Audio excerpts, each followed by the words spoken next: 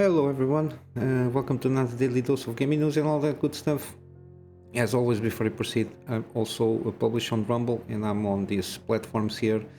So we're going to start with some AMD stuff here, and there is already the 7600 review. Basically, the main takeaway here, I watched Gamers Nexus and Hardware Unbox also. I managed to watch those in full length, and basically the main take is at this price point, 270, it's not kind of worth it, because around the same price you still have because this GPU is like in roundabouts of the 6650 XT performance wise, give or take. It's kind of the same thing. It might, like, the difference of two free frame rates in the 1080p gaming in terms of like average, which is nothing.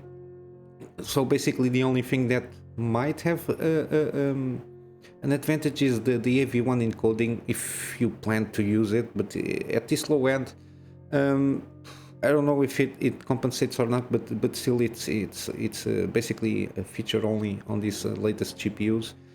But yeah, at that, the price itself in terms of performance kind of doesn't need to exist. I agree with the Hardware Unbox here. Sorry, I was watching here. The price should go around 20 to, like I said, 250 maximum, but it should be a little bit cheaper. But if it was at least at maximum 250, I think it will be a justifiable deal, because from this by the 270 you can, for $50 you just go for the 6700 XT. It's a little bit more expensive, but for around like 50 more bucks, give or take, you can get an extra boost on performance.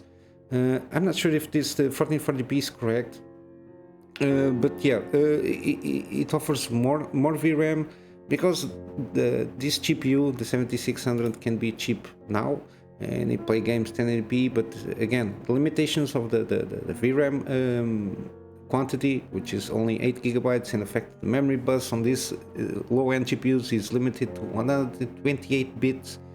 Limits like memory bandwidth. It will start in, as I said, by the end of the year you'll start to see these GPUs struggling to play even 1080p games, mainly because of some of the issues will be textures. We saw on the 4060 Ti, which is a little bit better than this one in terms of performance, in terms of 1080p. It struggles with, for example, Resident Evil 4 Remake, Forspoken, Hogwarts Legacy, especially on the front of kind of textures, because the memory buffer starts to run out, and then a lot of pop-ins and pop-outs.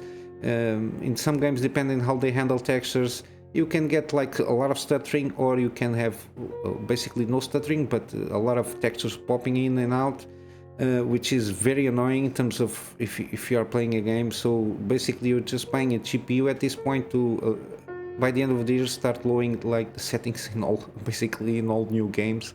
But yeah, if it was more cheaper, it can be justifiable, basically to substitute in terms of stock the low end from the previous generation and give a little bit kind of better priced performance, because it's kind of performs a little bit better than the lower end of the previous generation, but still the price is it's the price basically for the specs that it has.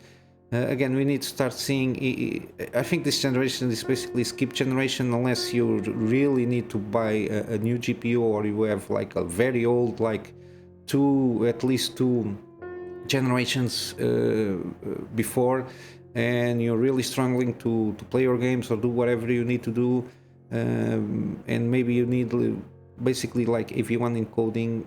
Maybe it's something to think about, this new generation GPUs. But in other options, if you have like the 30 series already, I think you're well served. And even in AMD, the 7900 XTX, if it lowers to 900 or a little bit below, will be a better deal. because it has like some bump in terms of performance, but you're well served for even for 4K gaming. Like the 7800 XT gives bare minimum 4K 60 frames per second in high quality settings in almost every game. So yeah, this generation it's not the best uplift here. They are just cutting avenues in especially in VRAM. Not that much AMD, even though they boasted about the 16 gigabytes like a month before, like a month ago. But now they are launching 8 gigabyte cards, which has the 1080p should be minimum 12 gigabytes again, then mid to higher hand 16, and like the top tier ones 24. I think it's well served, and of course with memory bandwidth enough to get that information to that VRAM. But yeah, basically this is it. I will leave a link on the description on hardware unboxing, Gamer Access reviews. I really advise you to check, and maybe if you want like a really cheap card, maybe you will buy this one, or something alternative they might advise you to buy it. Regarding the 4060 Ti, supposedly already dropped 20 bucks below MSRP in Germany. It was like 440 euros. In Europe, all the prices already include the taxes, so that's why it's more expensive. They lowered already, like an hours after launch. They removed 20 bucks of the GPU, which is not enough. This is like this is supposedly should be around $300 kind of card. It performs like I think like 10. I'm not sure if it is like 10% better than the 7600, and should perform a little bit better than the 4060 Ti, of course. But this should be at $300. The 12 gigabyte version. You don't need the 16 gigabyte because that announcement was made out of panic and tried to respond to the backlash of the lack of VRAM on the GPUs. There's no need for this kind of GPU to be 16 gigabytes, even though it's a good option. But still, if they don't tweak with they will not tweak with the memory bus width. So basically, this is only for justify buying this one with textures, and still it's $100, while usually like 8 gigabytes or 16 gigabytes of VRAM at this thing, it's like not even 30 bucks in terms of manufacturing costs. So I don't know what they are thinking. I know what they are thinking about. They are thinking about trying to squeeze out every cent that we have. But yeah, basically this is it. Low end, not justifiable. Might as well spend, if you are in this range of $300, might as well spend like 10 or 20 bucks from previous generation that has a little bit better performance, while stock less, of course, because the stock will run out now in the lower end GPUs. We have some 3080 and 3090. They already basically are out of stock in almost every market. You can find it here and there, some deals, but yeah, maybe it's better at this moment, or just wait until the 4060 launches to see if the prices will start dropping from the 7600 or something like that, or else just might as well save a little bit more, like I don't know, in this value 50 bucks, it's a lot of huge difference, but still it's not that amount of money that might compensate for you to, even with the previous generation card, get a better deal regarding in terms of performance.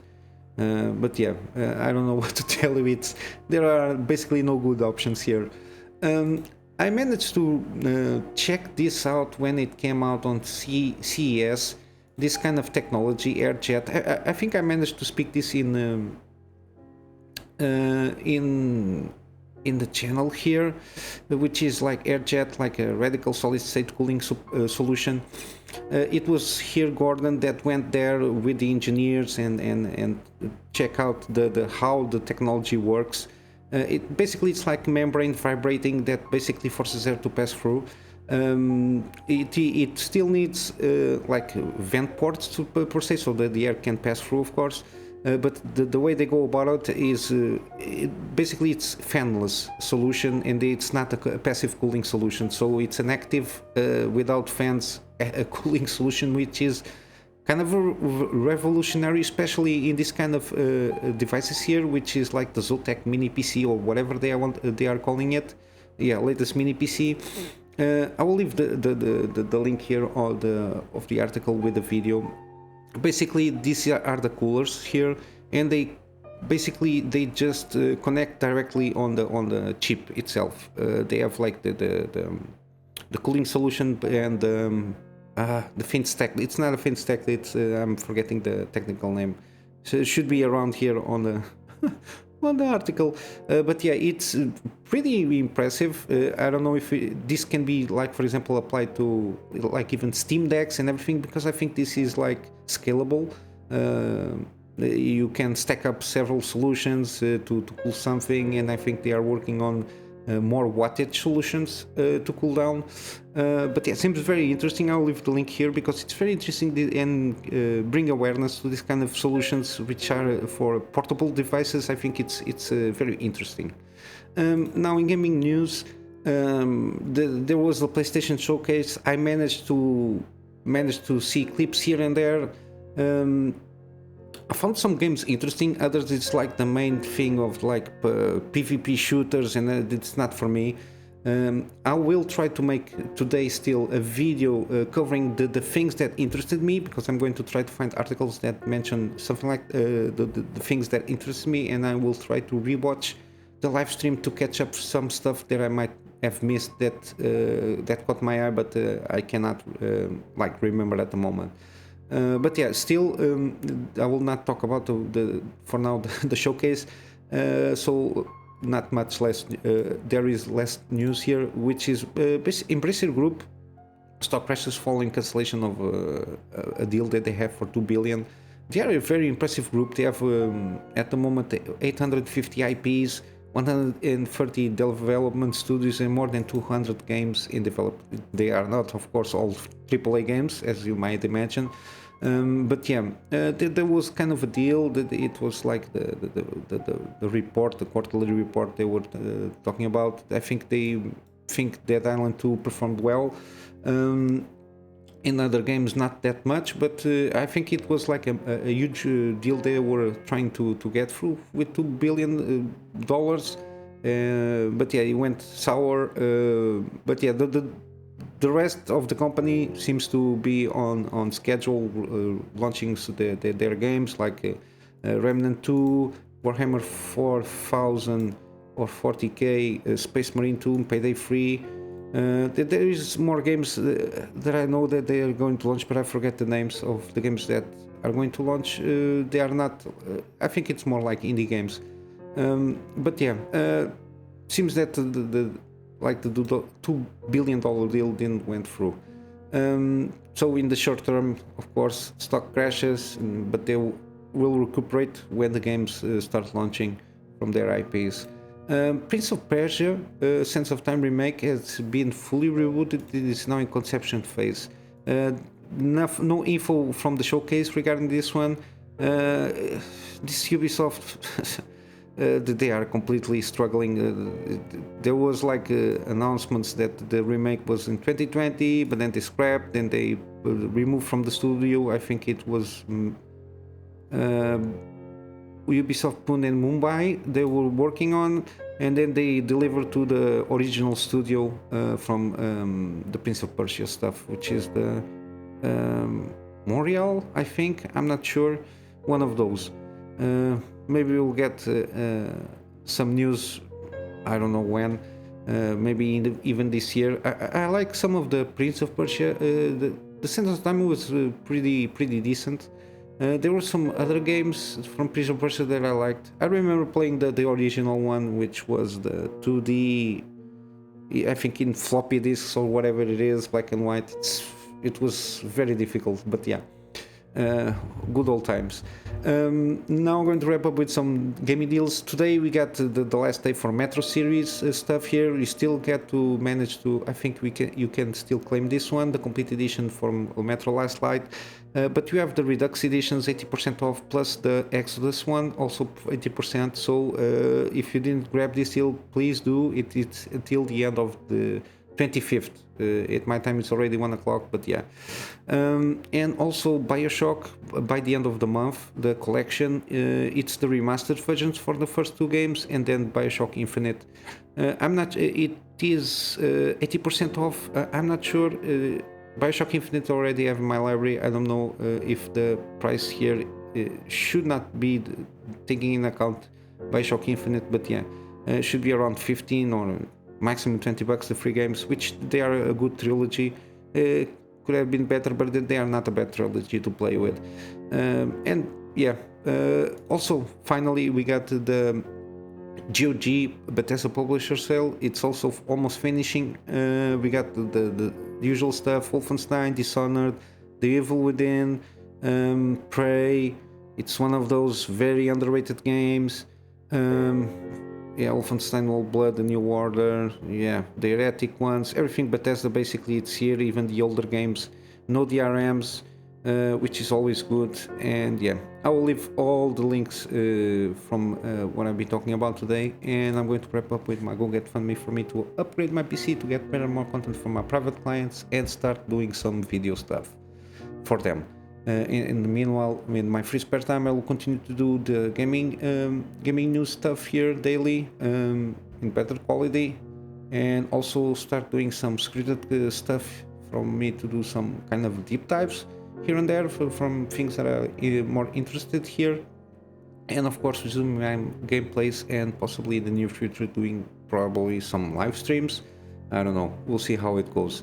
But yeah, with all that said, guys, I hope you have a wonderful day. I will see you in the next one. So until then, Kunamy Master out.